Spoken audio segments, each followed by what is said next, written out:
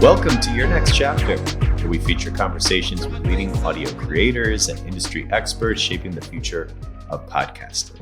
I'm Jeremiah Tittle, CEO of Next Chapter Podcasts, and your host for insightful conversations that delve into the creative processes, challenges, and innovations driving the world of audio storytelling. And our guest for this episode is Gary Arndt. Gary hosts the podcast Everything, Everywhere Daily, a top history podcast that's been downloaded 40 million times since its launch in 2020. Gary, welcome. Thanks so much for joining the show. Thanks for having me.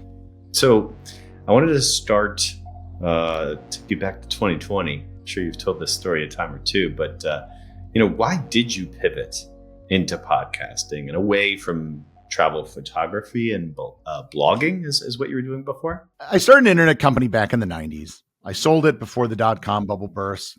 Went back to school for a few years, didn't know what to do with my life. So I hatched the idea of selling my home and traveling around the world. So I did that in 2007, thought I'd travel around the world for a year or two, ended up becoming 13 years. In that time, I became a pretty accomplished travel photographer, developed a large following on social media, and my blog became pretty popular. But a lot changed between 2007 and 2020. Social media, wasn't really a thing when I started. It was MySpace. And people would come to your website and they would read stuff and they would leave comments and they would get an update via an RSS reader like Google Reader. And quite frankly, it was a much better ecosystem than it is today. And gradually, everything got moved over to social media. And then social media pulled the rug out from under everyone because they changed it. So you couldn't get organic reach anymore. You had to pay. And what ended up happening for everyone in the travel blogging space is that everything became SEO. The only traffic they were getting was from Google. So everyone started writing the same things, which was 15 things to do in Las Vegas, 15 things to do in Venice. I mean, it was the same stuff. And it was like crabs in a bucket. And that wasn't why I got started. I would write my thoughts about the place I was visiting and the history. And by 2019, I knew that there was a problem with this business. And a lot of what I thought was wrong has proven true. In 2024, Google changed their algorithm and everybody I know in this space got hammered. That they lost between 50 to 80% of all their traffic. A lot of people couldn't no longer make it into a viable business. They all been scrambling. But in 2020, so I came home from my last international trip, February 28th, 2020. And I had basically spent the last 13 years of my life living out of a bag on the road. March 1st, I get COVID. That week. I feel miserable. And this, if you remember back to that time, everyone, they're still talking about what's happening in Italy and things like that. And there's words and more of it spreading. I assume I had COVID because there weren't tests available at the time. I just felt horrible. And within a 2-week period, everything started shutting down. The entire travel industry collapsed. Every contract I had, traffic to my website, affiliate income dried up and went to nothing. And there were other problems with the travel niche as well. I realized that people only care about travel when they're about to go on a trip. Unlike food, fashion, sports, technology, politics, where there's always something new happening, nothing new happens in travel. Eiffel Tower, it's there. It'll be there in another 100 years, not going anywhere. There might be new resorts and hotels, but nobody cares about that. They'll find out next time they search for it, when they're about to go on a trip. Right. So I wanted to do something else. And I had I'd been doing podcasting since 2009. I had a show called This Week in Travel. Me and two other co-hosts, we had a weekly show. We kind of modeled it on This Week in Tech. We'd bring in a floating guest, talk about the week's stories. I recorded it on the road. I literally was up 3 a.m. in a little bungalow in Fiji trying to get a Wi-Fi signal to join them. I did it from a mile underground in a salt mine in Poland. So we recorded that all over the world, never made a dime off of it, but it served a purpose in that it got us access to a lot of people in the travel industry that we probably otherwise wouldn't have. But that fell apart too in the pandemic because we had nothing to talk about. 2018, I had this idea for launching a new show that wouldn't be a travel show. It'd be more of a history show. I got the artwork made. I licensed theme music for it, had it all ready to go. And the idea was to do like 2-hour episodes that I would launch maybe once every other week. And I did the math and I realized with everything I had going on, this is not, it's going to be a lot of work and it's not going to be financially viable. And I already had a podcast that was not financially viable. So I had no desire to get a second one. But when the pandemic hit, I realized I had to do something. And the pandemic plus the bad nature that I already thought that this business was in, I felt I needed to do something radical. So I revisited this idea of the podcast, and I had a friend who launched a daily show. And I remember meeting him at an event where we were both speaking at, and he told me it was the best thing he had ever done, like just from a business standpoint. So I thought about it. What if I instead of like taking a howitzer to a topic, what if I take the shotgun approach and do a daily show? And so I pitched this idea to some of my successful friends who are podcasters, and they all had the same reaction. This is a brilliant idea. You are insane for trying to do this. Because most people who start daily shows abandon it after a while because it's a lot of work. Well, it's the middle of a pandemic. I'm not traveling. I have nothing going on. So I got time. Perfect. So I launched the show on July 1st, 2020. I came up with 100 show ideas. I've always called it travel adjacent, meaning I can talk about all the things that I actually experienced and discovered while traveling, but it is not a travel show. I'm not telling you where to go and what to see. I'm giving you the background and the history, which I hope might be an incentive for people to travel, but it's not designed to be travel. So that's kind of the story in a nutshell. I love it. No, you're so right about the albatross, the weight on the shoulders of anyone doing a daily show.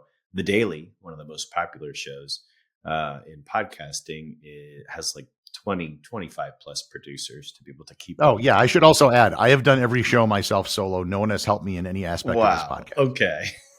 That's really impressive. I've had no employees, no assistants, no VAs, no interns, no nothing. Low overhead. And very nice.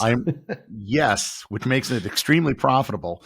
And I'm recording show number 1681 after I'm done talking to you. Oh, congratulations. I mean, look, it's not a round number, but that's amazing. And so much respect to you for this. You can have kind of my dream job. I mean, I know you say it's not, my dream job is really a tour guide. So it's adjacent maybe to that, and travel in general. I'm just a big fan of, but yeah, I mean, kudos to you for going all in on this rather than doing the weekly. When we do a show called The 500, which is counting down Rolling Stone magazine's 500 greatest albums of all time. And when the host pitched me that we were going to do 500 episodes, I said, "You're crazy." So it kind of felt very reminiscent of that when you got that feedback. But I mean, you already knew that that's instant 10 years of content, though, if you do a weekly show. You know it. That's the flip side. And they'll probably update. I think they've updated the list a couple times, haven't they? So they have since we started with the 2012 list. The 2020 list has come out, so we could do extra episodes once we hit our mark of hitting number 1 on the 2012 list. And but yeah, you're right. There's no shortage of topics, nor is there in history, is there? I'm just curious how is podcasting unique compared to the other digital media you've created, and how long did it take for this momentum to really catch for this show? It took about 18 months before I could, bring in some money. And then a year after that, the money then really kind of started rolling in. So it took a while. Compared to blogging and social media, it just blows it away. And I've been preaching the benefits of this, and no one seems to believe me. For an example, I'm an award-winning, accomplished travel photographer. I have very large social media followings on Instagram and everything else that people primarily followed for my travel photography. When I ran a travel photography tour, it was like pulling teeth to get people to sign up. If I could get 12 people, that would be great. With a podcast, I just, in an offhand comment, said, "I'm thinking about doing a tour to Rome if you're interested." It'd be a one room tour. We're not going to leave Rome. We're not like a lot of tours do where they run around Italy. We're going to see the crap nobody sees. Within 48 hours, I had over 100 people show interest. Whoa. And that was when the show was 10% of what it is today. Amazing. People have an attachment to a podcaster more than I think they do anything else, because they hear your voice. They can hear, the way you say something. That, if you write sarcastically, it might not come across the right way. But when you say something, that's how humans are designed. We're designed to hear people speak. So they develop, I think, a closer bond with the host. And from a business standpoint, it is far better because it is not reliant on algorithms, at least not to the point where other things like social media or blogging are, that are requiring these large companies. You can listen to my show on Apple or Spotify, which are big companies, but you can listen to it on an indie podcast player. You can go to my website and listen to it. Any of those are options, and people do that.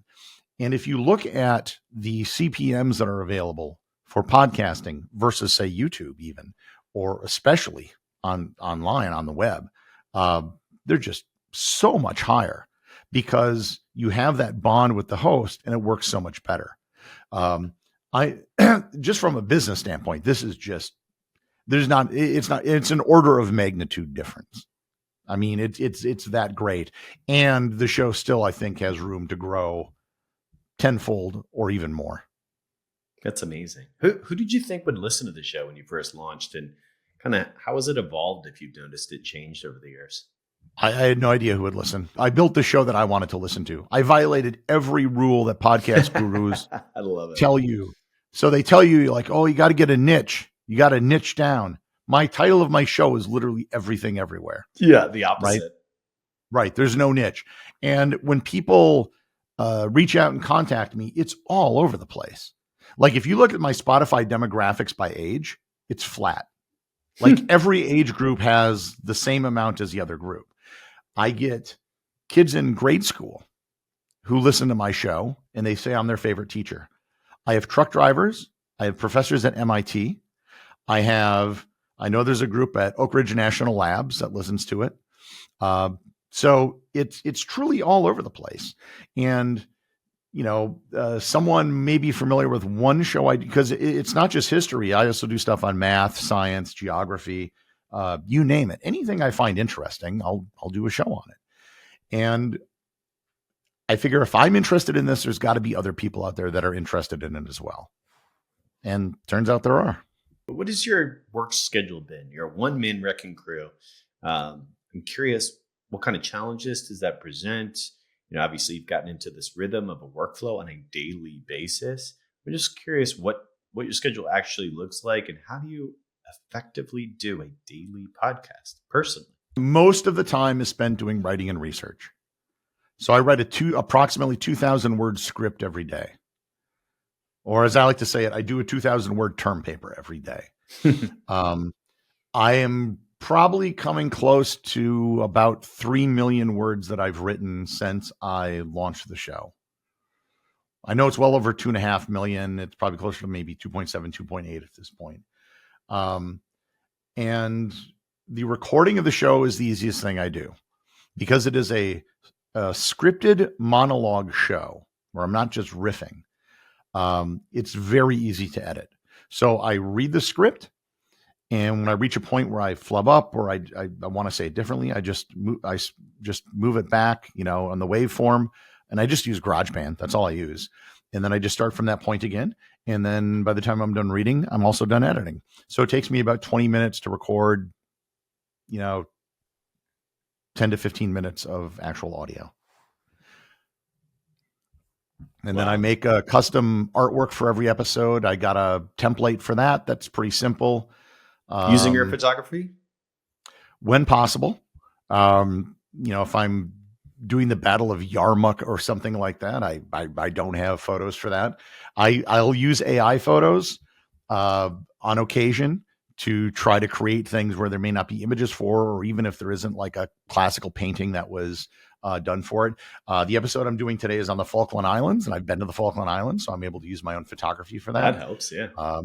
Or I'll just use some Adobe stock footage.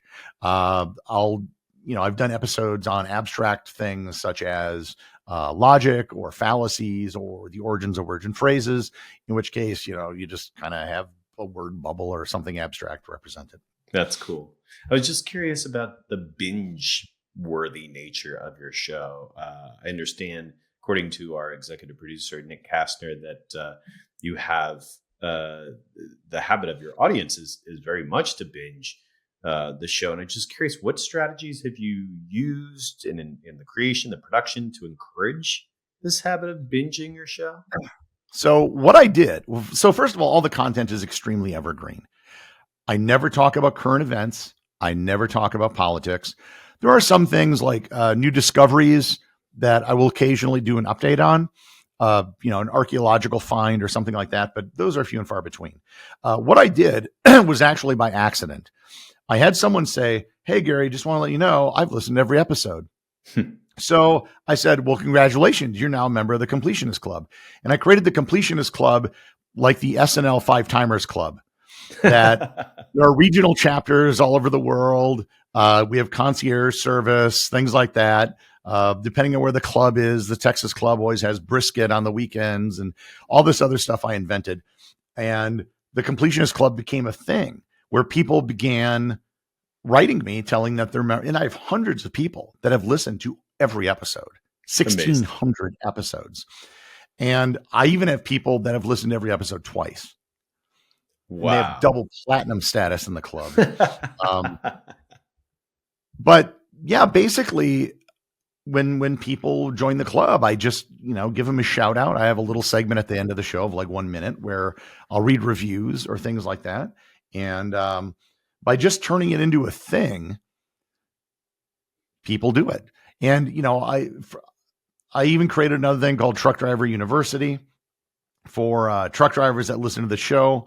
It's an opportunity to both drive and learn. There's one guy in the Philippines who owns a restaurant, and he listens to, he has my show as the audio that he has in the restaurant.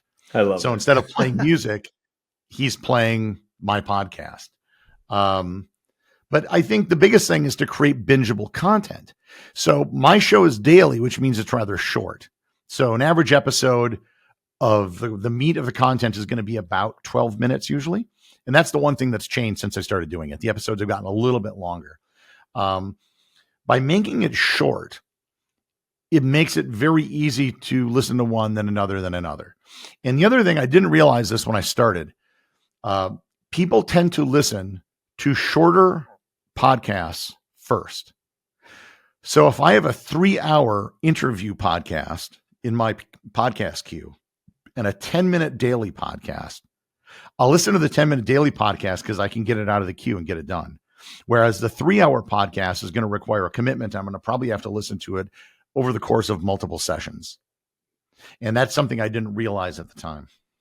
Yeah, no, that's a very key detail, especially for this, the sheer volume that your listeners are consuming the content, the number of episodes. And that's kind of in the audience growth marketing field. So the follow-up to that, I'll have to ask, has to do with something that might help future podcasters, indie podcasters. What's the single marketing initiative that you feel an indie podcaster should really focus on when they're starting out? Buy advertising. Okay. This notion of you build it and they will come just doesn't work. I've often said, even if you have a small podcast like mine, mine's a bigger podcast, but it's still just me, right? So it's still kind of indie. I am a media property. No different than a television show or a movie. The scale is different, but what we are is fundamentally the same. And what we're asking for is exactly the same. We're asking for people's time. When the last Avenger movies came out, they had a production budget of like $250 million.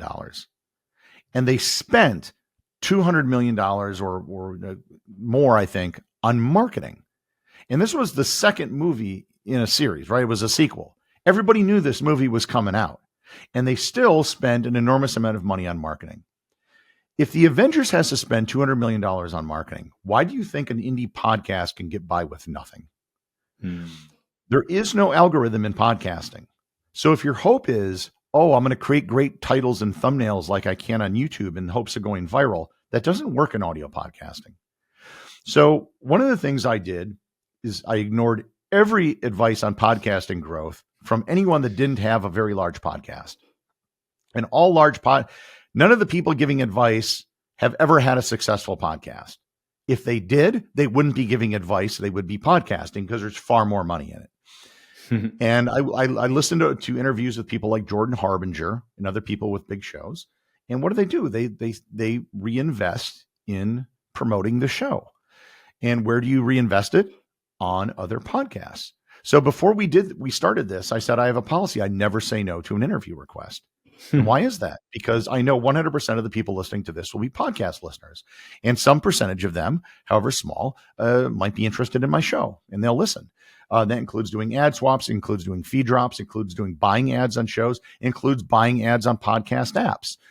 So I've bought ads on Overcast, Podcast Addict, Podcast Republic, Podbean, Player.fm, Castbox, you name it.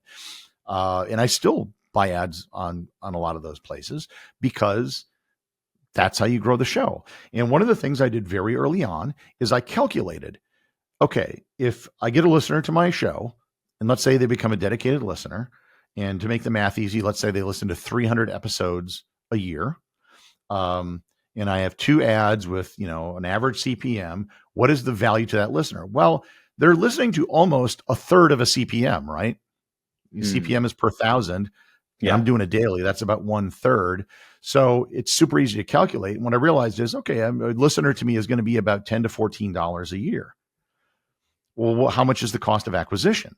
Well, the cost of acquisition I was finding running ads on podcast apps was about $2, maybe 1, maybe 3, depending, but a lot less than the value. So it was a very simple arbitrage.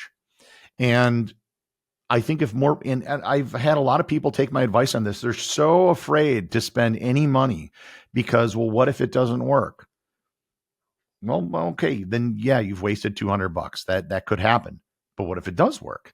Well, the upside is much, much bigger than the downside because you could be making thousands and you risk losing 200. That's my advice. You cannot be passive about show promotion. You have to be the one going out there and be rather aggressive about it. Yeah, for the first half of our 6.5 year history of the company, Next Chapter, we did everything organic. And it wasn't until we started marketing that we understood what did and obviously what did not work in marketing. So prior to that, everything was, we were fortunate to have some success, but we had no governance over that or control over, what we tried and what we found did work versus many things that did not work. But that knowledge is super valuable to us now. And so, yeah, I think just the exercise of going down pay to play is a phrase for a reason, right? I mean, and podcasting is very unique. There's no Netflix. I mean, there is, but it's a very high barrier to entry with respect to getting on the Netflix kind of like what's hot this week or the top 10 TV shows and movies. For podcasting, yes, it exists in Apple's roll up or in the various featuring sections of different apps. And that's kind of a separate conversation, but it's not the same as the power of the Netflix that just drives so much consumption. So advertising is essential. Other mediums that don't have an algorithm. If you live in a major city, you've probably seen the bus wraps that promote News Team 7 or whatever it is for your local area. Yeah. People have talked about there's a discoverability problem in podcasting. No, there isn't. No more than books or music.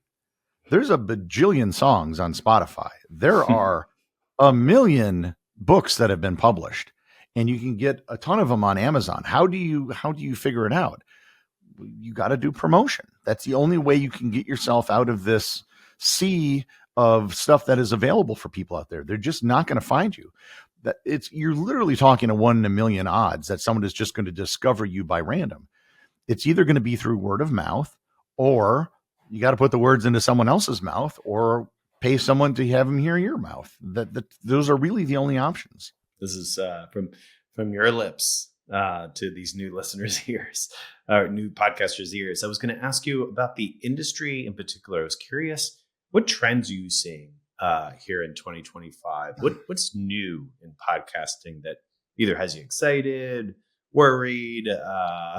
But I'm loving podcasting right now. I think the industry I'm bullish on it, and I have to, because we have this production company, but and a lot of cool shows that we're making for clients and whatnot. But what has you excited in this new year? Where's it going? What's on your mind? I don't think the industry is changing that much. There's a podcasting industry out there that talks generally about podcasting, and all they talk about are big companies. That's it. And I've listened to all the shows. I listen to Pod News and other things, and it's all just what other companies are doing, and they're doing stuff for their own benefit, like this pivot to video. All you got to do is look at the CPMs for video versus audio. Audio is much higher. Why? It works better. Who benefits from pivoting to video? The companies that host video. Why? Because they take a bigger cut of the ads. That's why they're pushing it. There are only two companies pushing it. It's YouTube and Spotify. And YouTube's podcasting strategy consists of calling YouTube videos podcasts.